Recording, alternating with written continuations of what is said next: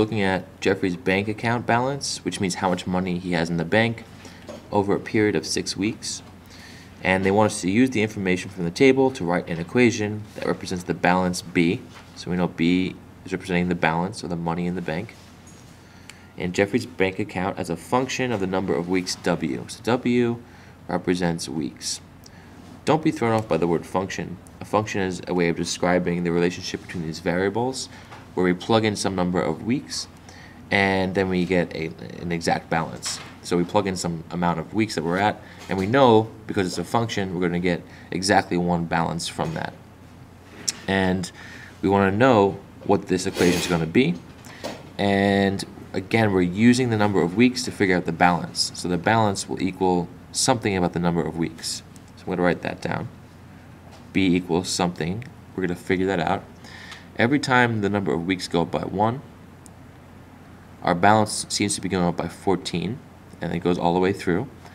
So we need to know what the starting balance was, and I'm going to go backwards up here. If we went back to week 0 at the start, we would go down another $14, which means at week 0 we had 10 minus 14, which is negative 4.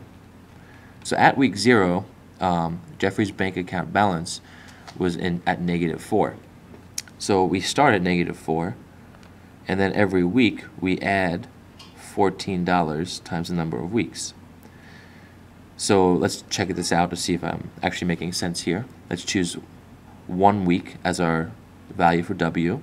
So B would equal negative 4 plus 14 times 1. And negative 4 plus 14, that should be our balance for week 1, which is 10, and it works. So the equation gives me the balance I need. I'm just going to make sure I write this on the line down here. So B equals negative 4 plus 14W. Now it says use your equation to predict what the bank account balance would be in week 8. So I'm going to use the same strategy here, except instead of W being 1, W will be 8, because we're in the 8th week.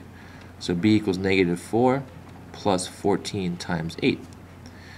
And 14 times 8 is 80 plus 32, which is 112 plus negative 4.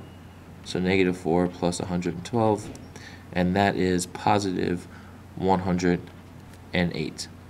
So at week number 8, we should have $108 in the bank account.